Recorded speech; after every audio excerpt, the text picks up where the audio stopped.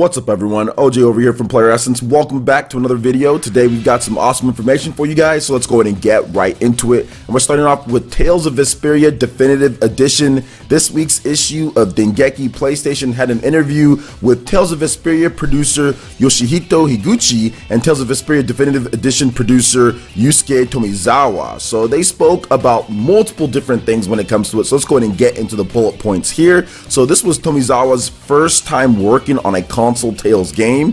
Higuchi was an observer role this time, or was in an observer role this time.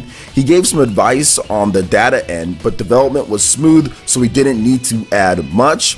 There were a lot of requests for a definitive edition of Tales of Vesperia, especially with the West only receiving the Xbox 360 version of the game. Tomizawa stated that one of the big goals of this game is to help the series go fully multi-platform, and I want to talk about that in just a bit. Tales of Vesperia Definitive Edition will be 1080p for all versions of the game. The only exception to this is the Switch in handheld mode. This time, the concept was to bring a good game to current platforms as it was. Tomizawa wants the team to challenge itself for future Tales games. While the team will keep aspects of the Tales of series that should never be changed, he wants to reconsider how much the series should be changed. There was some cool information that came out of this interview. I particularly like the fact that he said this is a way for the series to go fully multi-platform kind of going forward in the future, and this is something that I never understood with Bandai Namco and the Tales series. They seem to make the weirdest decisions on when this was going to get a Tales game, this was going to get a Tales game.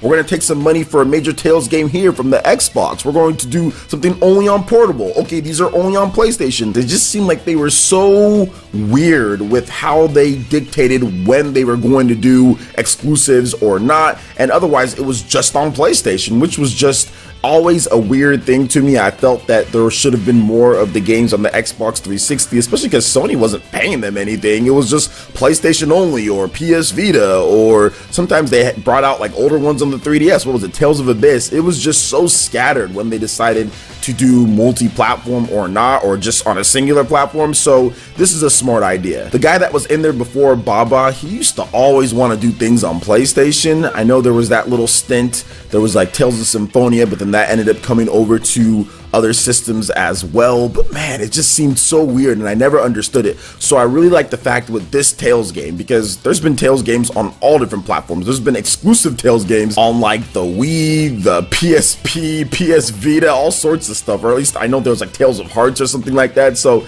it's just been nuts. So this is a good idea. Just kind of say, hey, we got Tales of Vesperia.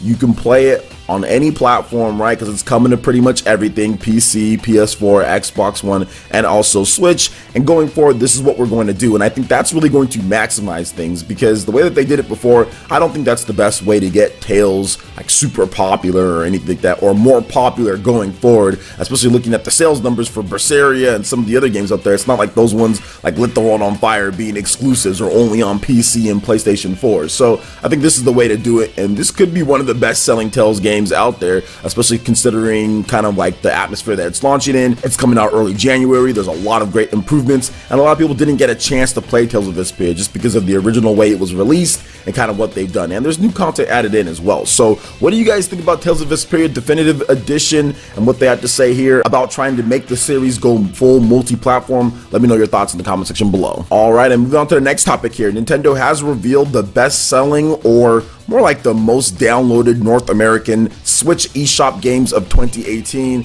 and a lot of these games are free to play. We are going to start off from the bottom, then move our way to the top.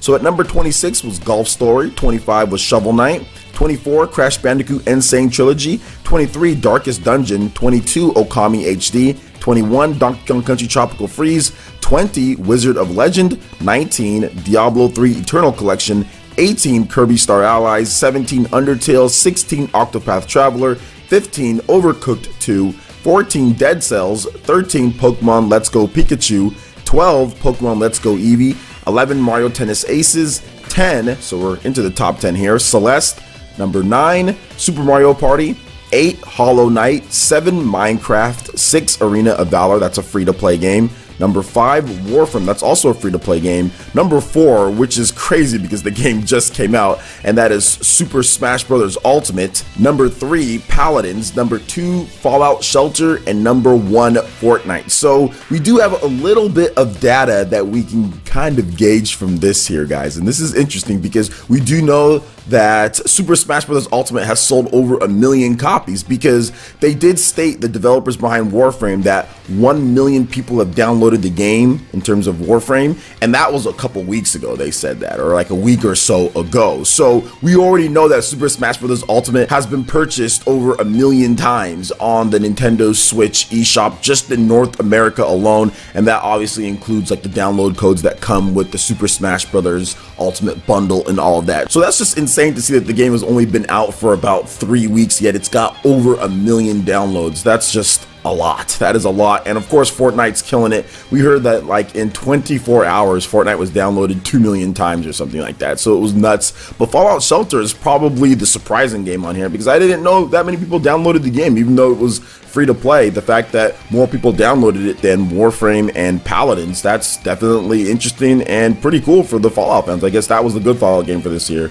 Okay, I know that was unnecessary, but anyway, what do you guys think about this list here for the top downloaded eShop games of 2018 in North America? Let me know your thoughts in the comment section below. All right, and moving on to the next topic here, Bloodstained Ritual of the Night development has, quote, reached its peak, according to Koji Igarashi. So let's go ahead and hear what he had to say here in a recent update on the Kickstarter page. So, quote, development has reached its peak.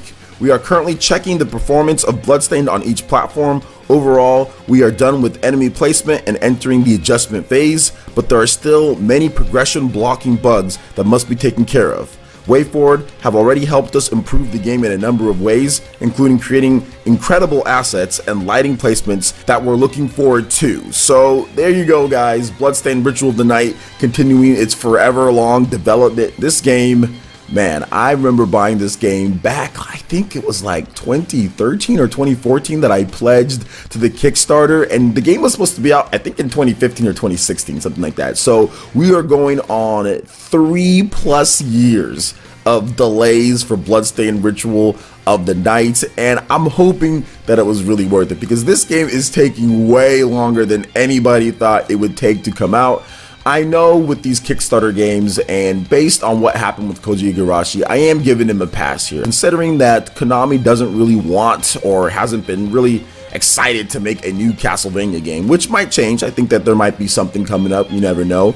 But the fact that, you know, Koji Igarashi had to leave them and to do something like this, I mean, that's just something that I've wanted, because I'm a huge Castlevania fan. So it's just one of those things to where it can't be helped, and he needs to make sure that the game doesn't have game-breaking bugs or whatever the case is. It's just, I would hope for his next game, it doesn't take as long to do, because they have their engine down. Well, they're using Unreal Engine 4, but they kind of have the base, and they can kind of build off of what they've done. So what do you guys think about Bloodstained Ritual of the Night development reaching its peak? Let me know your thoughts in the comment section below. Alright, and moving into the final topic here, the Nintendo consumer support site does mention a Mii Fighter costume as Super Smash Bros. Ultimate DLC. So pretty much we've got stuff like this before, right? Where there's going to be Mii Fighters as DLC, Super Smash Bros. For Wii U and Nintendo 3DS. There was extra content in there. Now over on the Nintendo customer support site, there's a page for available Smash Bros. Ultimate DLC, and it specifically mentions Mii Fighter costume as part of this downloadable content.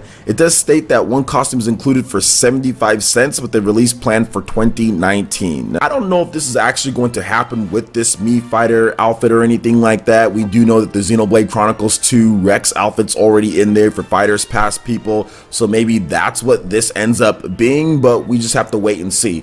All we know about the DLC for Super Smash Bros. Ultimate is that there is going to be the waves of DLC, 5 of them, and it's within the Fighters Pass. Outside of that, there isn't any other DLC that you can buy individually or anything like that, but this Rex Mii Fighter outfit could be something that's just released separately, or whatever the case is. Who knows how Nintendo's going to do it for people who don't have the Fighters Pass or whatever it is, but either way, If it does come, it does. If it doesn't, it doesn't. It's just a Mii Fighter outfit. It's not anything really special or anything like that. It's just a Mii Fighter outfit. You can already use the Mii Fighters. You don't need a certain outfit to use them. They literally do nothing with the outfits themselves. The Mii Fighters, the Swordman and the Gunner and all that, you can just use them and use whatever outfits you unlock. So yeah, we'll have to wait and see what happens with that. But yes, that information is up on there if you guys want to check it out. So what do you guys think about all the different information that we went over here? Let me know your thoughts in the comment section below. All right, Ninja, that wraps it up for this video here. Go ahead and check out the links in the description below. We got Facebook and Twitter. Go ahead and give us a like and a follow on our social media. Really helps us spread the content of PlayerEssence across the internet in addition to YouTube. Also, make sure you check out our Patreon, Twitch, and YouTube live gaming pages. Hit that like button if you did like this video. Let me know you guys want more content like this going forward in the future. And subscribe to PlayerEssence for latest RPG, Japanese, and Nintendo gaming news. Thank you so much for watching, and we'll catch you for the next video. Peace.